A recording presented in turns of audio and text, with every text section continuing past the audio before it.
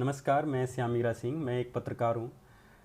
पत्रकार समृद्धि शकुनिया और स्वर्णा झा का मैं दोस्त हूँ। वे दोनों त्रिपुरा वायलेंस को कवर करने के लिए गई थीं और त्रिपुरा में ही इस समय फंसी हुई हैं। तो कल 10 बजे से ही त्रिपुरा पुलिस उन्हें लगातार परेशान कर रही है। उनके होटल पहुँच गए, उनसे ट्रैवलिंग डिटेल्स मांगती है, उन पर बार बार कॉल करती है। आप सोचिए कि रात के 10 बजे एक छोटे से धर्मनगर नाम की एक जगह पर वो दोनों एक होटल में रुकी हुई थी और रात से ही करीब 10 बजे से त्रिपुरा पुलिस उन्हें परेशान कर रही है। जैसे ही वो सुबह अपने एयरपोर्ट के लिए निकलने के लिए होती हैं, त्रिपुरा पुलिस के कोई 20 जवान जाकर उन्हें परेशान करते हैं, रोक लेते हैं और फिर उन्हें बताते हैं कि आपके खिलाफ़ एक एफआईआर हुई है। एफआईआर की है विश्व हिंदू परिषद के लोगों ने, वो भी क्रिमिनल कॉन्स्पिरेसी के लिए। तो इस तरह से पुलिस ने वहाँ उन्हें डिटेन कर लिया। बाद में फिर जब ट्विटर पर या बाकी जगहों पर हम लोगों ने एक दबाव बनाया, उसके बाद करीब 10 बजे त्रिपुरा पुलिस उन्हें छोड़ देती है, ये कहते हुए कि 7 दिन बाद आप वापस त्रिपुरा आ जाना और इस मामले को फिर आगे बढ़ाते हैं।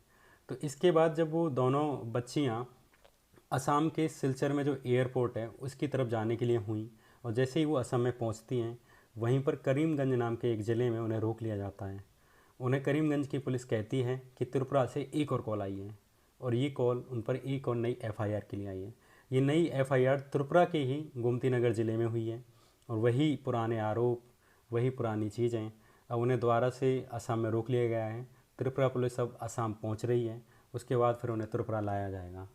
तो आप देखिए कि कल करीब रात 10 बजे से वे बच्चियां ना सोई हैं, किस तरह का डर उन्होंने जिया, किस तरह से वो अपने आप को वहाँ पर रोकी हुई हैं, एक अनजान शहर में, एक अनजान ज़िले में, एक अनजान राज्य में।